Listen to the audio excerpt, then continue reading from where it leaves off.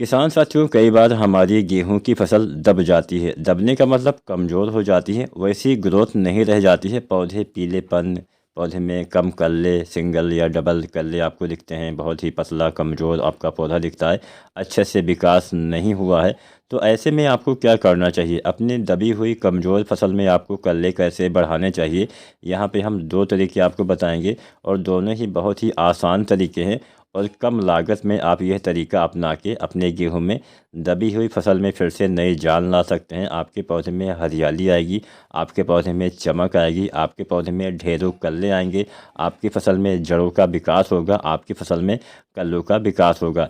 तो यहाँ पे दो तीन चीज़ें आपको इस्तेमाल करना है। दो फार्मूला है। पहला फार्मूला में अब ऐसे बहुत से किसान साथी होंगे जिन्होंने बुआई के समय डीएपी खाद की कम मात्रा डाली है। तो अगर आप डीएपी कम डालते हैं तो होता क्या है कि फसल में जड़ों का विकास उतना अच्छे से नहीं हो पाता है। जब जड़ों का विकास उतना अच्छे से नहीं होता है तो कल्ले का फुटाव भी नहीं होता है। तो यह तरीका भी आप अपना सकते हैं। इसमें आपको लेना है DAP 2 kilo, urea 1 kilo, potash 1 kilo. ये तीन चीज़ें अलग अलग घोलिए। डीएपी को 1-2 दिन पहले घोलिए, यूरिया और पोटास को जब आपको डालना हो तब घोलिए। इन तीनों चीज़ों का अलग अलग घोल बना के एक साथ आप डाल के टंकी में इस्तेमाल कर सकते हैं। अगर आप पहला पानी लगाने वाले हैं तो उससे पहले डालिए, लगा चुके हैं तो पहला पानी लगाने के बाद भी डालेंगे तो बहुत ही अच्छा फ़ायदा मिलेगा। इससे फास्फोरस के साथ साथ नाइट्रोजन और पोटेशियम तत्व की भी पूर्ति हो जाएगी, जिससे फसल में अच्छी ग्रोथ, अच्छी बढ़वार, अच्छे कल्ले, अच्छा फुटाव आपको मिलने वाला है। अब यह तरीका वो किसान साथी ही अपनाएं जिन्होंने डीएपी कम मात्रा में डाली है, तो ज़्यादा लाभ मिलेगा।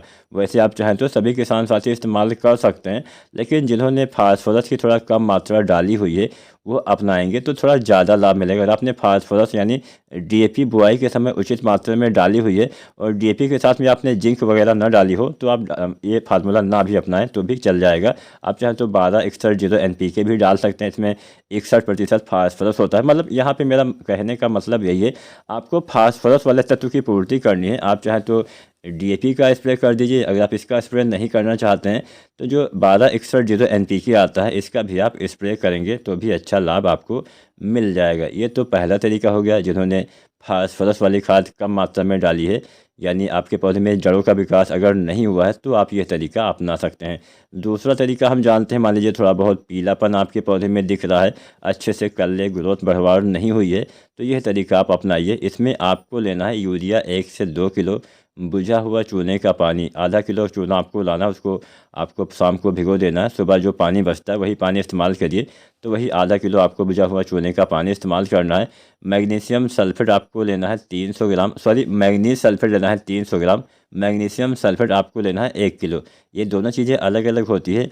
मैग्नीशियम सल्फेट को हम एप्सम साल्ट नाम से भी जानते हैं और मैग्नीज सल्फेट अलग होता है। तो मैग्नीज सल्फेट 300 ग्राम, मैग्नीशियम सल्फेट 1 किलो और जिंक लेना है यहाँ पे 21% वाला 1 किलो। तो ये 5-6 चीज़ें आपको लेना है। इसका आपको छिड़काव करना है।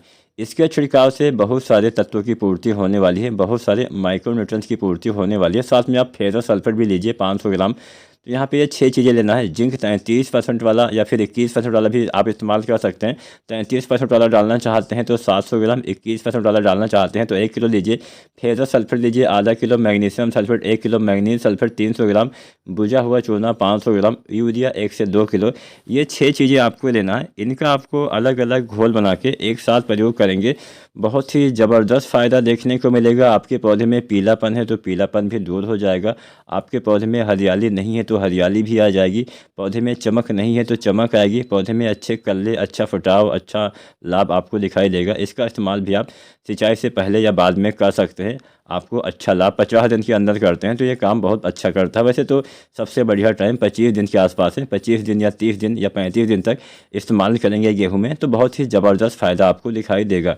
उम्मीद है आज की वीडियो, आज की जानकारी आपको पसंद आई होगी। वीडियो जानकारी अच्छी लगी है तो वीडियो को लाइक करें। कुछ भी समझ में ना आया हो नीचे कमेंट करें, हम कमेंट के माध्यम से आपके सवालों के जवाब देने का प्रयास करेंगे।